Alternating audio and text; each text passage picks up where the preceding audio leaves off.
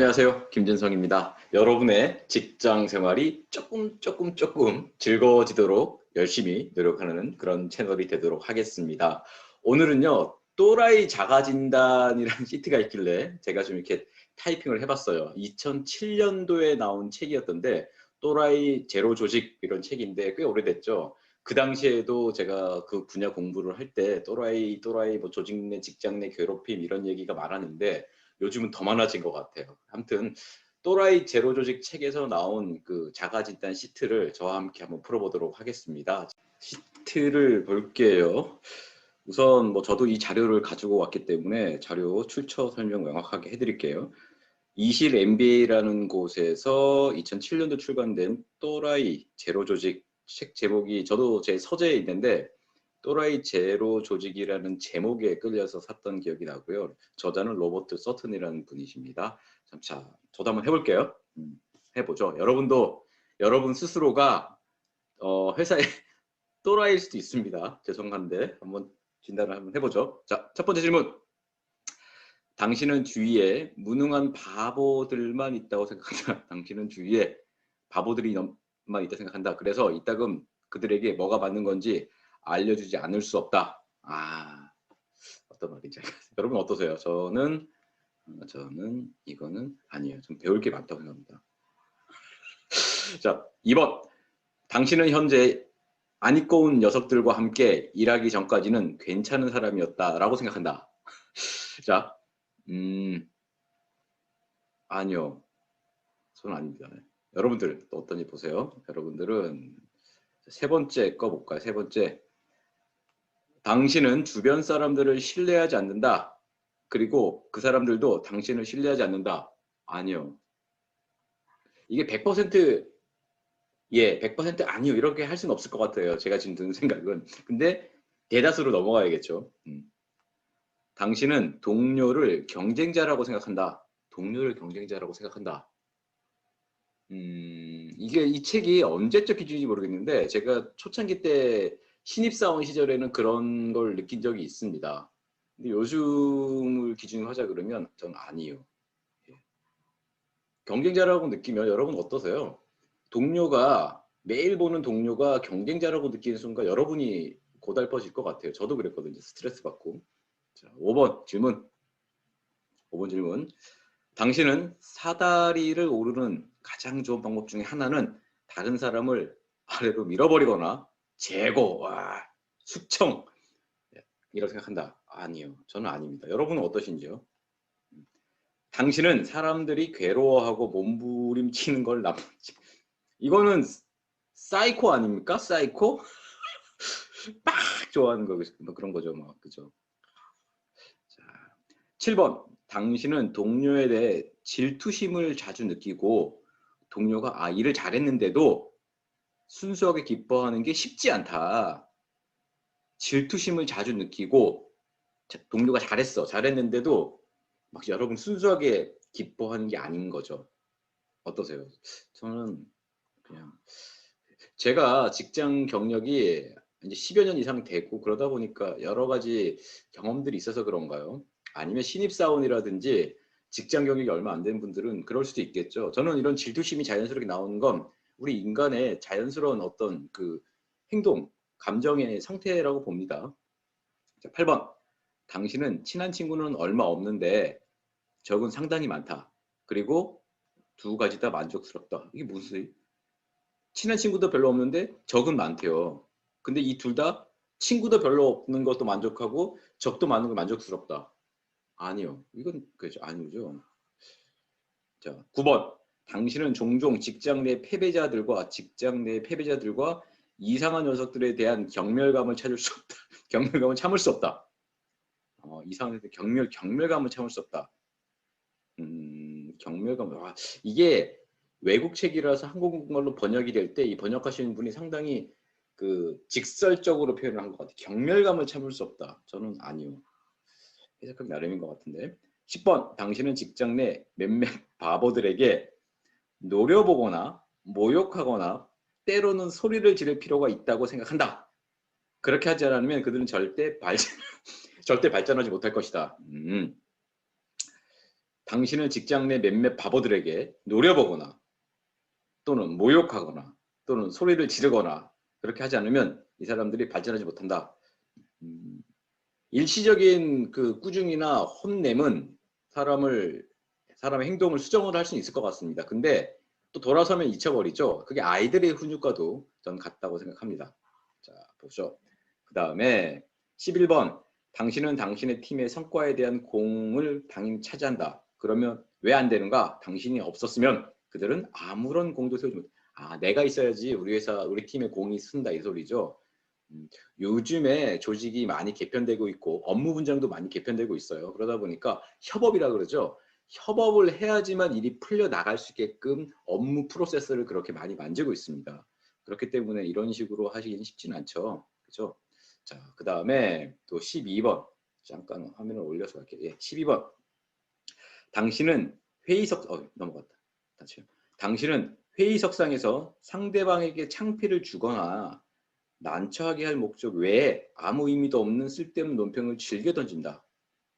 이건 회의에 참석하지 말아야 될 사람 중에 가장 큰 카테고리에 속하는 건데 저는 아니옵니다.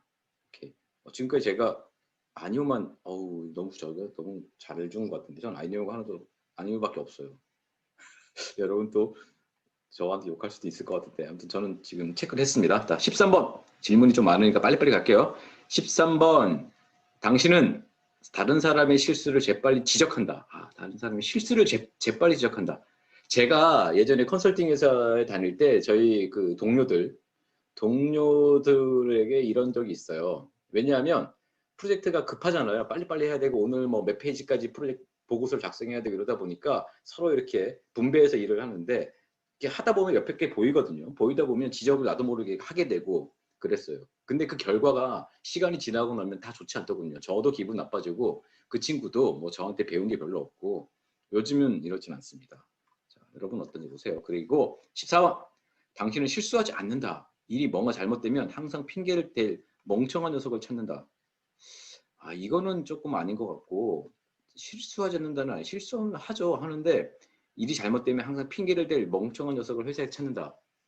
아닙니다. 여러분은 아마 제 업종과 여러분 지금 영상을 보시는 그 분들의 업종이 다를 수 있어요. 상황이 다를 수 있으니까 상황의 판단에 맡기겠습니다. 15번. 당신은 지속적으로 다른 사람의 말을 가로챈다. 무엇보다 당신이 해야 할 말이 훨씬 중요하기 때문이다. 저는 이건 아니에요. 요즘에 뭐 세대 차이를 느낀다고도 할 수 있는데 젊은 인턴분들이나 신입사원분들 회의하는 내용을 가만히 이렇게 듣고 있으면 조금은 무례한 경우도 있어요. 근데 잘 듣고 있으면 많이 배우겠더군요. 어떤 최근 돌아가는 트렌드에 대해서. 16번. 당신은 상사나 권력을 가진 사람에게 끊임없이 아첨한다. 그리고 아랫사람도 당신에게 그렇게 해주길 바란다. 아니요. 당신은 농담이나 괴롭힘이 약간 추잡하거나 비열해질 때가 있다. 하지만 당신은 그게 너무 재밌다고 생각한다. 이것도 사이코 아닙니까? 사이코? 자, 18번 잠깐 이동을 해서 볼게요. 자, 18번. 당신은 현재 당신 팀을 좋아하고 팀원들도 당신을 좋아한다. 하지만 회사 내 다른 팀과는 다른 팀과 우리 팀 말고요. 딴 팀과는 항상 다툰다. 당신은 자기 팀 외의 사람은 별 볼 일 없는 얼간이로 취급한다. 어차피 자기 팀원이 아니라면 상관도 없는 일이지. 이게 2007년도 시트라서 그럴 수도 있는 것 같고 아니면 조직마다 팀 간 경쟁 구도를 만들어내는 뭐 성과평가 제도라든지 이런 조직도 있고요. 근데 요즘엔 점점 이런 것들을 최소화시켜 가죠. 서로 협업을 해야 되고 성과평가 제도도 많이 개선을 통해서 평가 제도가 진짜 나래비를 세우는 1등부터 100등까지 나래비를 세우는 걸 점점 없애고 있죠. 지양하고 있죠. 그래서 이것도 저는 보죠. 당신은 사람들이 당신에게 이야기할 때 눈을 피하려 하거나 매우 신경이 날카로워 있다는 것을 알아챈다. 매우 신경이 날카롭다. 아니요. 뭐 100% 저한테 아닌 경우는 아니겠지만 그래도 그런 것 같습니다. 제가 지금까지 너무 후한적으로 준 것 같아서 여러분들이 야, 뭐 하냐 이럴 수도 있겠는데 그래도 뭐, 여러분들 스스로가 한번 해보시는 게 중요하니까요. 자, 20번. 당신은 사람들이 당신과 관련된 이야기를 할 때는 언제나 아주 조심스러워한다고 느낀다. 예. 나 이거 예. 21번. 사람들이 당신 이메일에 대해 계속 이메일에 대해 적대적인 반응을 보인다. 때로는 그게 심해져. 그런 사람들과 격렬한 다툼으로 확대되기도 한다. 적대적인 반응 아니요. 저는 아닙니다. 사람들이 못합니다. 당신에게 개인적인 이야기를 하는 것을 꺼리는 것 같다. 나한테 자기의 개인적인 이야기를 하는 걸 꺼리는 것 같다. 아니요. 사람들이 재미있는 이야기를 하다가도 당신이 나타나면 딱 멈추는 것 같다. 이거 중요합니다. 커피 먹고 있는데 여러분이 나도 커피 먹을 거라 쑥 갔어. 그랬더니 거기 있던 사람들이 막 도망가. 급해요. 뭐 어디 가야 되거든요. 다음에 또 봬요. 뭐 이런 식으로 한다 그러면 심각한 겁니다. 저는 아니요. 사람들이 항상 당신이 도착하면 나가봐야 한다. 비슷한 얘기인데 나가봐야 한다고 말하는 것 같다. 아니요. 제가 웃은 이유는 23번과 24번 질문을 보니 누군가가 떠올라서 제가 웃었습니다. 자, 쉽게 저는 너무 후하게 준 것 같기도 한데 하나가 이해예요. 볼까요? 이렇게 보면 여러분 테스트 해보시고 어떻게 하는지 보세요. 보시면 얘가 5개까지 나오면 또라이가 아니랍니다. 축하! 저 또라이 아닙니다. 또라이 아니다. 또라이 아니다. 물론 속이지 않았다 이 말이다. 안 속였습니다. 그렇죠? 얘가 6개에서 15개. 오, 당신은 공인 또라이의 경계선이다. 더 나빠지기 전에 변화해야 된다. 야, 공인 또라이의 경계선이 있답니다. 6개에서 15개. 그리고 대망의 1위 16개 이상. 내가 보기에 당신은 완전 축하. 완전 공인 또라이 되셨습니다. 또라이 같다. 즉시 다른 사람이 도움을 받아. 다른 사람이 도움은 정신과 전문의 도움을 필요로 하신다. 이렇게 됐죠. 결과를 한번 보시고 어떤 메시지인지 뭐 이게 정확하게 100% 맞다고 할 수 없지만 결과를 보시고 의미를 한번 뽑아내시면 좋을 것 같아요. 네. 또라이 자가진단 시트를 해보면서 어떻게 느끼셨어요? 저도 최대한 제가 후하게 준다고 줬더니 뭐 하나 정도만 나와서 다행히 저는 또라이가 아니다라고 했지만 결과적으로 이런 것 같아요. 이 시트를 보고 내가 100% 기다 아니다라고 판단을 못 내리죠. 다만 저는 이걸 보고 뭐라고 생각하고 싶냐 그러면 그 설문지 24개 문항들을 보면 또라이들의 행동을 그냥 설문지 문항으로 이렇게 쭉 나열한 것 같아요. 그러니까 쉽게 여러분들이 자가 진단을 할 때는 아마 난 그렇지 않아, 난 그렇지 않아, 난 그렇지 않아 라고 많이 하실 수 있을 것 같은데 실제 진짜 뭐 소위 또라이라고 하는 조직 내 또라이라고 하는 진짜 너무 그 사람만 있으면 자꾸 퇴사를 하고 사람들이 갈등이 있고 막 이런 업무 저하가 떨어지고 서로 이기적이 되는 그런 사람들 스스로가 이 질문을 해도 나는 아니야, 나는 그렇지 않아, 난 조금은 그렇지만 아니야 라고 진단할 수 있어요. 즉 진짜 또라이가 자가진단했더니 정말 또라이가 아니라고 나올 수 있습니다. 그게 저일 수도 있고 여러분일 수도 있거든요. 근데 조직은요, 팀은요, 서로 내가 이익을 내세우는 순간 누군가는 내가 가져간 이익만큼 뺏기게 된다는 개념을 생각하셔야 됩니다.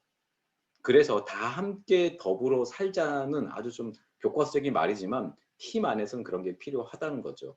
그리고 또 하나 직장 내 괴롭힘, 뭐 직장 내 괴롭힘 방지법 얘기들이 많이 검색되고 있는데 즐겁자고 회사 간 거고요. 회사에서 일은 힘들잖아요. 힘들더라도 서로 도와가면서 또 8시간 정도 근무하면서 또 그 수입을 가지고 그 만족감을 가지고 우리가 가정으로 가는 그런 거지 않습니까? 그래서 확실한 건 이거 같아요. 조직 안에 정말 진짜 타고날 때부터 또라이는 저는 없다고 보고요. 다만 직장 생활을 하면서 이직을 통해서 하면서 사람과 사람 간의 부딪힘 등을 통해서 계속 이제 점점 날카로워지고 스트레스 받아지고 또 과정 중에 내가 대리일 때, 과장일 때, 뭐 팀장일 때 이 과정 중에 사람을 같이 함께하는 어떤 스킬이라 그러죠. 리더십들을 적재적소 타이밍에 익히지 않았기 때문에 그렇습니다.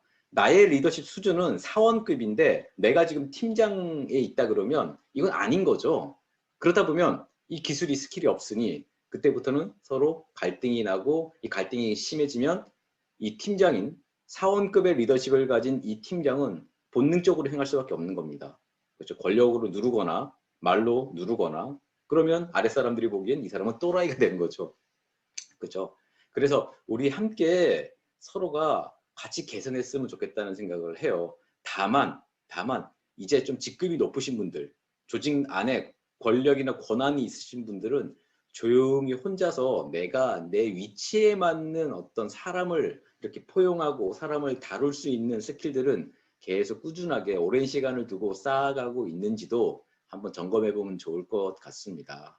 자, 저는 다음에 또 좋은 자료 정리해서 찾아뵙도록 하겠습니다. 오늘도 웃음 가득한 그런 사무실 회사 분위기 만드시기 바라겠습니다.